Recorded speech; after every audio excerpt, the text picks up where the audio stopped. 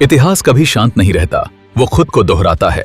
14 अगस्त और 15 अगस्त 1947 को दुनिया के नक्शे पर दो नए मुल्क उभरे, लेकिन आजादी के साथ ही विरासत में मिली एक ऐसी कड़वाहट जिसने आने वाले दशकों में 4 बड़े युद्धों को जन्म दिया।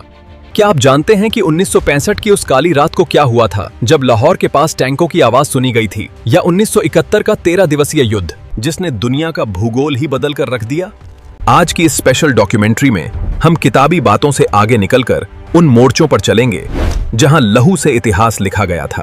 अगस्त 1965 में पाकिस्तान ने ऑपरेशन जिब्राल्टर के तहत कश्मीर में घुसपैठ करने का प्रयास किया। उन्हें विश्वास था कि स्थानीय लोग विद्रोह कर देंगे।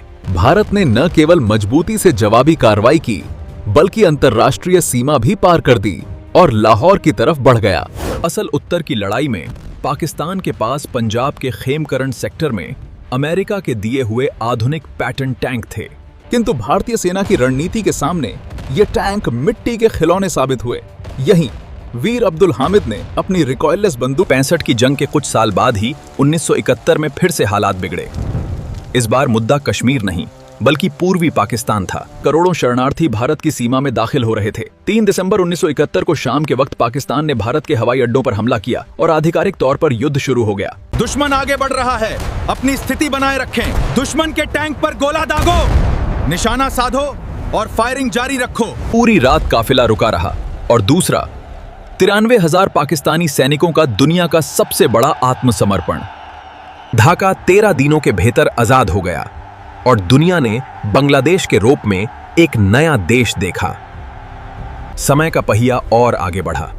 1999 की गर्मियों में जब दुनिया को लगा कि अब शायद शांति होगी, तब कारगिल की चोटियों से घुसपैठ की खबर आई। 18,000 फीट की ऊंचाई, हड्डियां गला देने वाली ठंड और सामने मौत। समय का पहिया घूमा और आगे बढ़ा। 1999 की गर्मियों में जब दुनिया ने सोचा था कि अब शांति हो सकती है, तभी करगिल की चोटियों पर घुसपैठ की खबर आई। 18,000 फीट की ऊंचाई पर जहां हड्डियां गला देने वाली ठंड थी और सामने मौत खड़ी थी, वहीं भारतीय जांबाजों ने ऑपरेशन विजय का आगाज किया। बोफोर्स तोपों की गूंज और टाइगर हिल पर फहराता तिरंगा इस बात का गवाह बना कि चोटियां कितनी भी ऊंची क्यों न हों, हौसलों से ऊंची नहीं हो सकती। युद्ध कभी भी सिर्फ 2 सेनाओं के बीच नहीं होता, ये 2 मुल्कों की तरक्की को दशकों पीछे धकेल देता है। हजारों परिवार उजड़ जाते हैं, बैक और सरहदों पर सिर्फ कंटीली तारें रह जाती हैं। आज जब हम इन लड़ाइयों को याद करते हैं तो मकसद नफरत फैलाना नहीं, बल्कि उन जवानों की बहादुरी को नमन करना है जिन्होंने अपना आज हमारे कल के लिए कुर्बान कर दिया। परमाणु शक्ति संपन्न होने के बाद अब युद्ध का तरीका बदल चुका है। अब ये साइबर वॉर और कूटनीति की जंग है, लेकिन सवाल आज भी वही है, क्या बंदूकें कभी मसले हल कर पाई हैं?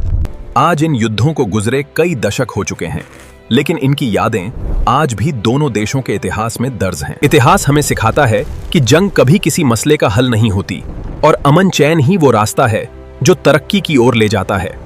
आपका इस ऐतिहासिक विषय पर क्या सोचना है? कमेंट सेक्शन में अपनी राय जरूर दें। अगर वीडियो जानकारी से भरपूर लगी हो तो चैनल को सब्सक्राइब करना और बेल आइकन दबाना बिल्कुल न भूलें।